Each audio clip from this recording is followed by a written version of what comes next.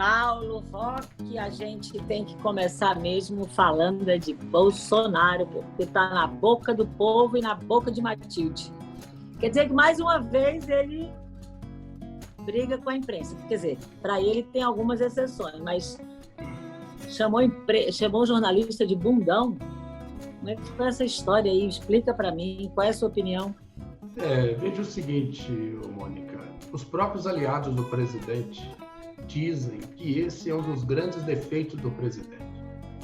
Ele cria crises desnecessárias, quando fala de improviso, faz aquelas chamadas entrevistas ali no cercadinho do Palácio da Alvorada, e esses dias foi no próprio Alvorada.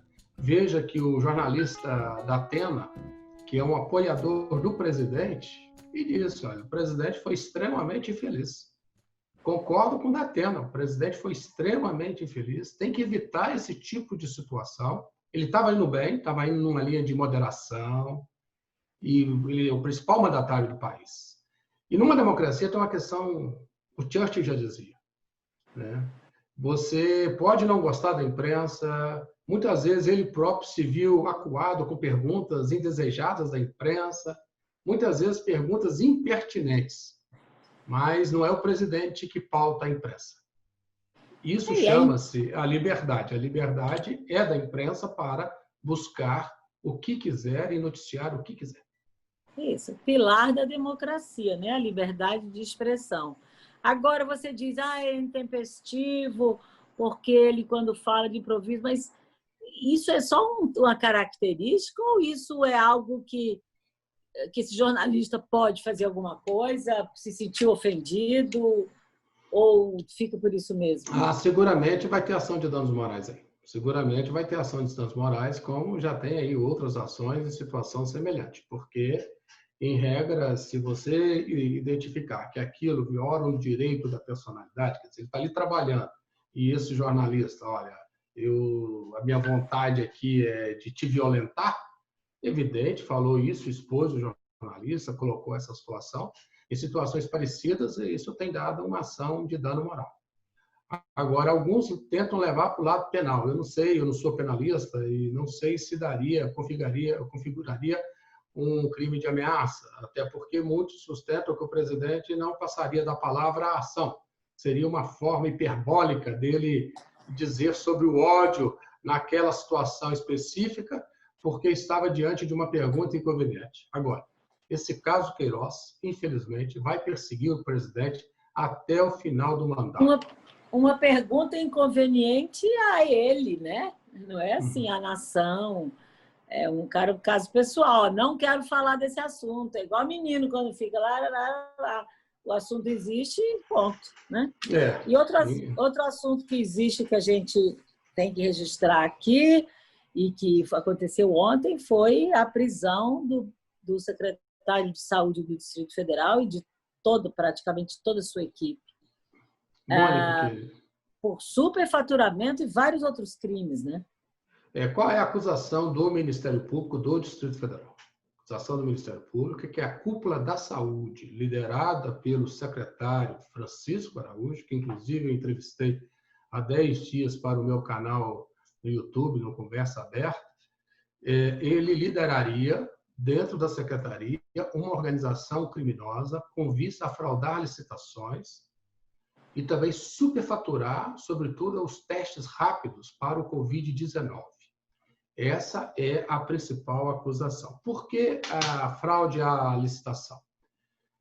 Com a pandemia, a lei, de maneira correta, diz que, em função da urgência, você pode dispensar a licitação. O que é? Na licitação, você faz um procedimento com vista a colher a proposta mais benéfica para a sociedade, para a administração, o menor preço. Diante da situação de urgência, que é a pandemia, então está liberado de abrir esse procedimento e pode contratar com simples dispensa de licitação. O que os promotores estão dizendo é que esses testes foram superfaturados. Comprou-se aqui muito mais caro que em outros locais. E a segunda acusação, que eram testes de baixíssima qualidade e pagos a preços elevadíssimos. A acusação é muito séria. Eu coloquei o secretário o secretário já está afastado, o governador Ibanez disse isso hoje, que embora ele não concorde com o procedimento do Com Ministério o Público, procedimento do Ministério, ele discorda, acha que foi exagerado. mas ele fez correto, na minha opinião, de afastar o secretário. Agora, eu faria como fez o ex-presidente Itamar Franco numa situação semelhante. O então ministro da Casa Civil, Henrique Argrides, foi investigado a respeito de uma possível fraude. O que fez o presidente Itamar Franco? Olha, eu confio em você, mas aqui é igual a situação de que ninguém pode duvidar da sua conduta porque contamina o meu governo. Então, você afasta temporariamente. Nesse período vai ser aberta uma investigação. E se você provar a sua correção da conduta, que essas acusações são inconsistentes, você volta. O que aconteceu? Ele acabou voltando. E voltou. Então, me parece que o governador Ibanez, ele, nesse aspecto específico, ele fez o que tinha que se fazer. Agora, a prisão preventiva é sério. O que dá indignação, é claro que o governador também acha que está correto, tudo isso, o Ministério Público que for. O que dá, assim, em mim uma indignação é que não bastasse a gente conviver historicamente com a corrupção, em pleno momento de dor, de fome, de morte, as pessoas que estão lidando com o dinheiro que não precisa justificar, exatamente por conta da situação de emergência, usam isso para os seus próprios interesses, ou seja, roubam, e quando assim fica provado, no momento de tamanha seriedade. Isso é assim de uma revolta que dá no ser humano, sabe? Naquela pessoa que tenta 10 vezes entrar no hospital para fazer um teste de Covid num parente, de ter notícia de uma tia, de uma avó, saber de um negócio desse, de milhões e milhões e milhões de reais.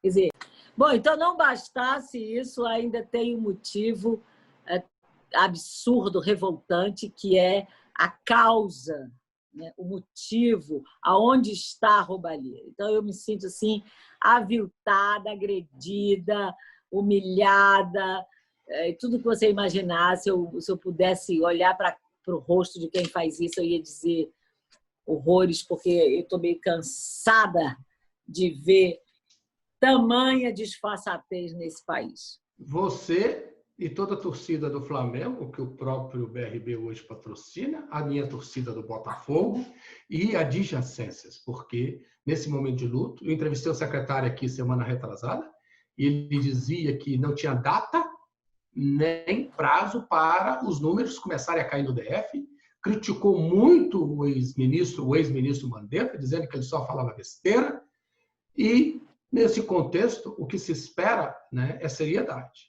No momento de luto, e que aumenta ainda mais o luto, você vê que nesse momento, se as acusações do Ministério Público, mais uma vez, repito, forem comprovadas, se usar desse momento para ganhar dinheiro, olha, aí é uma questão de ser afastado definitivamente da vida pública. E ficar preso. Definitivamente da vida pública. A prisão é preventiva, deve ser esclarecido aqui. A prisão preventiva não é uma prisão que a pessoa está condenada. Sim, são apenas indícios que você prende preventivamente. Já dissemos aqui, você prende para investigar, para facilitar a investigação. Pode ficar preso até as investigações, não pode? Mas aí tem que ser julgado mais rápido. É isso que a justiça não tem feito. É aí que eu tenho chamado a atenção. A prisão preventiva é um remédio admitido? Mas é importante que o processo seja julgado rapidamente para evitar que uma pessoa presa preventivamente amanhã diga que ela não cometeu nada, que aquilo ali foi tudo, na verdade, um balão de ensaio, e ela já se expôs. Agora, o seguinte, a prisão, pode haver habeas corpus aí, né, como já houve aí vários habeas corpus, seja do STJ, do próprio tribunal, e já foi dada a ordem para a liberdade. Toda a cúpula hoje está presa, muito triste esse momento no Distrito Federal. Seriedade é muito importante e faz muito bem à administração. E diga-se de passagem, no Brasil inteiro já deve ser o 100º caso de roubo nos testes da Covid. Uma coisa que eu queria que você me explicasse, que essa eu não consigo entender, e você é da área, o judiciário cresceu em 2,6% seus gastos, passando de 100 bilhões. em que se gasta tanto? Boa pergunta, Mônica, muito boa pergunta. Primeiro, é fato que o juiz precisa ganhar bem. Eu defendo, Eu sou também acho que advogado. preciso ganhar bem, moço. O juiz precisa ganhar bem pela função de Estado que ele ocupa. Todas as pessoas que têm uma função de Estado, evidente, têm que ganhar bem. Agora, o seguinte, o judiciário brasileiro, quando você vai comparar com outros países, você mostra que tem alguma coisa muito errada aqui no Brasil. Você sabe quanto que a Alemanha gasta do seu produto interno bruto com todo o seu poder judiciário e o PIB da Alemanha é o dobro do brasileiro?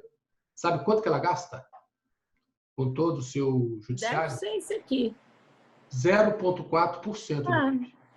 Sabe quanto o Brasil gasta com seu poder judiciário? Um país extremamente carente, com várias carências aí. 1,5 bi. 1,5% do PIB, melhor dizendo. Quer dizer que o Brasil está gastando mais de três vezes o que gasta a Alemanha, um país desenvolvido, com o seu poder judiciário. A questão não é gastar. Muitas vezes é a má qualidade do gasto público. Você gasta e não tem... que o judiciário gasta? Veja, tem muito gasto na área meio, sem ser na área fim. Isso já foi apontado no passado aqui no Distrito Federal. Gasta-se muito na área meio, né? E na área fim mesmo, que é ali o juiz prestando a jurisdição, dando a sentença. Nessa área, o gasto não é tão exagerado. Mas quando você vai ver toda a estrutura burocrática para fazer um tribunal funcionar, aqui acaba se gastando mais que em outros países. É o que os especialistas em gestão chamam de qualidade do gasto público. Muitas vezes falam, tem que botar mais dinheiro na educação, tem que botar mais dinheiro na saúde, no judiciário. Coloca-se, olha aí o resultado. E nem por isso nós temos uma justiça rápida.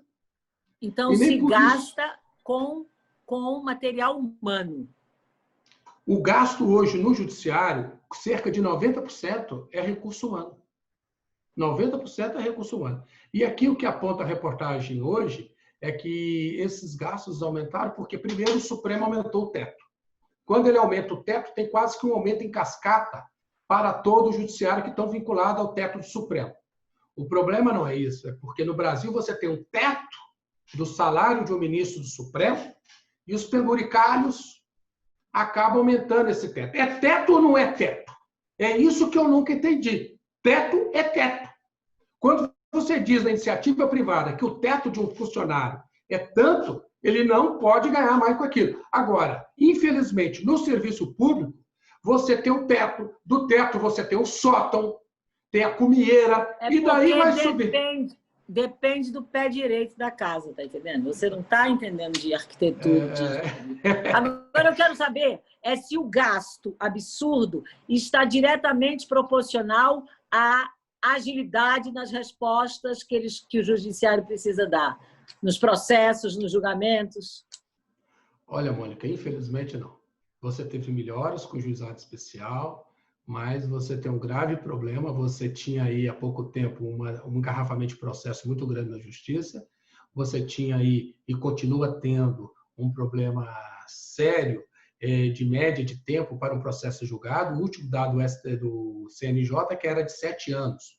Um prazo muito grande, em média, para que um processo seja julgado.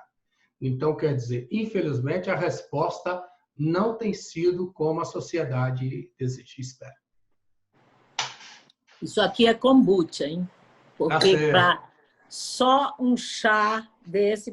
Tem a receita do iogurte no final, não esquece não. Muita gente me cobrou. Mas eu quero falar o seguinte, eu com muita tristeza vou tocar no assunto Covid, porque semana passada perdi meu grande e melhor amigo, mas a vida continua.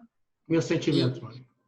Os estudos mostram, o periódico Nature diz que 40% mais ou menos dos transmissores são assintomáticos. Isso significa, a grosso modo, que a gente tem que ficar mais atento ainda.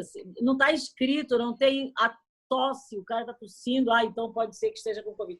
Pode ser que ele esteja com a expressão mais saudável do mundo e está transmitindo, porque a transmissão não está ligada a sintomas. Então, essa alerta é importantíssima. Quando a gente vê as máscaras no pescoço como se fosse gargantilha, pendurada numa orelha só, as festas. Outro dia eu vi uma foto de várias pessoas dando dedo, dizendo aqui para a Covid. Ó. Então, assim, nós temos hoje informações, vem da Itália, a cidade fez todo o seu cumpriu o seu dever de casa de quarentena rápida e etc. Mas existe um dado que se chama a transmissibilidade do assintomático. Então, queria fazer essa ressalva e esse alerta. Eu podia aproveitar aqui para falar uma questão de consumidor? Você lembra que na semana passada você falou que tinha que pular etapas na questão da vacina, você lembra? Sim. Eu pesquisei muito sobre isso, inclusive aproveito para trazer aqui uma pergunta de um consumidor. O consumidor pergunta, tendo em vista, será que essas vacinas vão ser eficazes ou não? E se elas me trouxerem amanhã efeito colateral? E se ao invés de curar, elas piorarem, trazerem sequelas para o organismo das pessoas? Primeiramente, é por isso que, de acordo com a Organização Mundial de Saúde, com as melhores academias de ciência médicas, você tem que cumprir as 3 fases. Na primeira fase, são um grupo de 30, 20 pessoas que tem o teste. Depois você passa para centenas de pessoas e você vai monitorando essas pessoas. E na terceira, milhares de pessoas. No caso da vacina de Oxford, são 20 mil pessoas nessa terceira fase, ou seja, um número bem razoável. Agora, quando chega em milhões de pessoas, então, observaram, viram que não tem o chamado efeito colateral. Qual é o efeito que tem? Essa vacina de Oxford, até agora, o que foi detectado é um pouco de dor de cabeça, tá certo? O que foi relatado, mas nada para além disso nesse momento. Então, é a que deve já o Brasil adotar para vacinar já 10 milhões de pessoas em dezembro. Aí esse consumidor pergunta o seguinte, e se amanhã for comprovado que essas vacinas, ou elas não dão o efeito necessário, ou elas acabam me trazendo mais efeitos colaterais? Sequelas, pode ser sequelas graves, inclusive óbito, como infelizmente já houve casos. Daí o seguinte, Mônica, aí é uma questão de direito do consumidor, chamado risco do desenvolvimento de produtos e serviços. O Código de Defesa do Consumidor tem um dispositivo que diz que um produto, quando ele for lançado, você tem que observar a tecnologia que você tem disponível naquele momento. Quer dizer, se você não consegue nada melhor e pelo estado da arte o que você consegue oferecer à população, nesse caso eu defendo, inclusive no meu livro, que você já está convidado para o lançamento da 7ª edição do meu Direito do Consumidor, lançar um livro na 7ª edição do Brasil não é fácil, né? E meu livro está chegando na 7ª edição. Eu defendo que nesse caso, presta atenção, o fornecedor não responde, no caso, o fabricante da vacina, o laboratório, não responde por eventual dano. Por quê? E eu justifico. Porque o benefício aí é para toda a sociedade. Então, nesse caso, a sociedade ganha com novas tecnologias. Se você ficar dizendo, olha, você vai responder por cada dano específico numa situação dessa, a conta pode ser tão alta que iniba o investimento na própria vacina. Então, esse é o chamado risco do desenvolvimento. E o risco do desenvolvimento aqui no Brasil, de acordo com que a minha interpretação do Código de Defesa do Consumidor, ele não deve ser suportado pelo fornecedor. Ele é de toda a sociedade. Infelizmente, pode haver situações de efeitos colaterais? Pode. Mas presta atenção o benefício para a coletividade, que é uma vacina. Hoje, todo mundo não quer uma vacina. Não é o que mais as pessoas pedem. Aí, daí a pouco, não, vai ter aqui o efeito colateral, eu vou processar. Daí que o risco de desenvolvimento, que é uma matéria tratada no Código de Defesa do Consumidor, o fato de você ter, entre aspas, um defeito que a técnica do momento não conseguiu detectar, você não pode sancionar ou punir o fabricante por algo que ele não tinha controle e não tinha como evitar. Então, nesse cenário... Se não, quando fizesse o teste com voluntários, também seria essa celeuma, né? E teste com voluntário é algo que ajuda demais o processo a andar. Mas no teste do voluntário, estou com o sentimento expresso que ele está em situação de teste. Aqui Exatamente. já é. Aí quando ela vai para o mercado. Já é comercializado. Você falou agora de Agora, efeitos veja outra colaterais. situação. O Brasil inteiro quer uma vacina para dengue. Aliás, eu não sei por que nossa vacina da dengue até hoje não saiu. No Butantan diz que agora que ela vai entrar na fase 3 de teste. Como nós precisamos dessa vacina? Amanhã vem essa vacina. Que quantas pessoas são internadas, gastos públicos, situações de desconforto, gastos pessoais no dia a dia. Mortes. E daí amanhã eu vou punir o fornecedor porque a vacina não cobre, ela tem risco de A, B ou C? Não, tá claro. Mas você falou agora há pouco de efeitos colaterais e para a gente, antes de ir para a sua receita, atenção que o chefe Paulo Roque, especialista em iogurte, vai fazer daqui a pouco, eu vou trazer a questão do meu, Mônica, é o seguinte, já que você falou em efeitos colaterais. Eu recebi uma mensagem no meu direct do Instagram, @Mônica_Nóbrega, que a moça diz o seguinte: eu estou desesperada, o meu namorado acabou comigo. Eu já implorei. Você não vai rir porque é sério. É sentimento. O meu namorado terminou, eu já implorei a ele para voltar comigo. Palavra número 1, implorei a ele para voltar comigo. Já topei que ele fizesse as exigências todas. Ele está afim de uma outra moça. E, por fim, eu, Mônica, estou quase topando que ele fique com ela e comigo. Então, quando você falou em efeitos colaterais, eu quero mandar um recado para esta moça e para todas as outras que não são poucas e não são poucos também, que aceitam pequenas migalhas, tipo atender meu telefonema, aceitam migalhas do tipo, você até que está bem hoje, para dizer que o efeito colateral desse tipo de atitude é desvalorização pessoal. Amor não está ligado à desvalorização ou a migalhas. Então, eu queria dizer para ela, e eu disse que eu responderia aqui no Papo de Quarta, para que ela olhe para si e veja que ela é maior do que o que ela está pedindo, do que ela está implorando. Quem aceita ser pisado, pisado será. E os efeitos colaterais disso serão autoestima lá embaixo, total falta de amor próprio e uma abertura enorme de portas para que outras pessoas abusem e usem do fato de fazer dela gato-sapato. Infelizmente, a autoestima dela deve estar muito baixa, né, Mônica? Exatamente. E é com essa mensagem que eu quero encerrar. Dignidade, autoestima e amor próprio. E como é que Mas faz eu estava isso? rindo ali, não é do terminar, como você falou. E terminou com ela. Isso está no dia a dia. Se for desesperar por conta disso... Mas você não sabe a quantidade de coisas de mensagens desse tipo que eu recebo, de homens e de mulheres, de meninas mais jovens.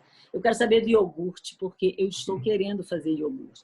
É verdade que você sabe fazer ou você compra iogurte lá no mercado e bota na geladeira? Mônica, então, vamos aí, vamos anotar. Está aqui. Primeiramente, é saudável, é natural. Todo mundo já sabe. Olha, e há mais de 3 anos eu faço aqui na minha casa. E maravilhoso. E eu como ele hoje, sabe como? Tomo iogurte hoje, sabe como? Com a farinha do caroço de abacate. Que nós já estamos fazendo. Que já tá fazendo. Então vamos lá. Você já está fazendo a farinha de caroço de abacate, Mônica? Eu fiz aqui em casa, rapaz. Eu sei direitinho, seca, bota lá no forno 180 graus, depois fatia, tritura. Parabéns. Vamos lá. Pega-se uma colher. Não, calma, não tem nada de colher. Bota 1 litro de leite para ferver. Esse leite, Mônica, o ideal é que ele seja aquele leite tipo A de saquinho. Se você não encontrar o tipo A, pode ser o integral mesmo, tá? Qualquer leite, né, Paulo? O ideal é que seja o de saquinho. Se você não encontrar, faça mesmo com o leite integral, aquele de caixinha. De caixinha, aquele vem cheio de porcaria. Exatamente. Dali o seguinte, coloca para ferver, colocou para ferver, ferveu, desliga, e dali você aguarda o momento dele começar a mornar. E como é que você vai saber a temperatura ideal? Aí é o método bem Paulo Roque. Lave bem as mãos. Mete o dedão lá e aguenta. Mete o dedão e é um momento que você conseguir contar até 10 para tirar o dedo. Porque se você coloca no primeiro momento, já está quente, que você não aguenta, então não está na temperatura ideal. Você tem que contar o dedo e conseguir ficar até 10 sem tirar o dedo. Para não virar uma bolha. Mas já no limite para tirar. Presta atenção. Já no limite para tirar. Entendi. Aí, o que é que você faz? Nesse momento... Bebe o leitinho morno para se acalmar. Não, Mônica, você está confundindo nossos seguidores. Puxar a sua orelha. Você me puxou a orelha lá atrás, eu vou puxar. Não, você está confundindo. Amornou, Primeiro tá ponto. escrito. Amornou. Então, mornou, testou com o termômetro by Paulo Roque, né? Pronto. O que você faz? Você pegou, já comprou no supermercado também um potezinho de iogurte natural. O que você faz? Mistura, cobre... Naquele litro de leite, você mistura o iogurte. Mistura, cobre e deixa. No dia seguinte, você acorda e está lá o iogurte natural. Você deixa esse tanto na geladeira, não? Não, geladeira não. Temperatura ambiente. É? Pode. Eu sempre fiz assim, nunca fiz colocando na geladeira, não. Pois amanhã... Colocou temperatura ambiente. Certo? Amanhã terá iogurte nessa residência. E daí o seguinte, como é que eu faço os próximos? Fala assim, isso está ficando caro, que eu tenho que comprar o leite.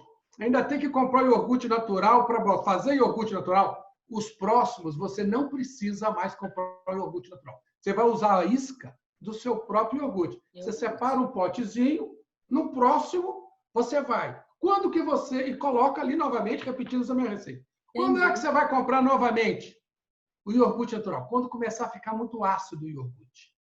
Aí você vai e compra novamente. Agora é o seguinte, tem outra receita que eu já quero adiantar aqui, que eu vou falar nas próximas edições. Eu vou trazer receita também. Sabe o que é?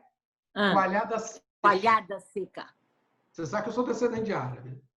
E gosto. Coalhada seca. Dada a receita do chefe Paulo Roque sobre como fazer um iogurte natural melhor de toda a América Latina, nós encerramos o papo de quarta, desejando que chegue logo o fim de semana para a gente morrer de comer iogurte. Beijo, valeu!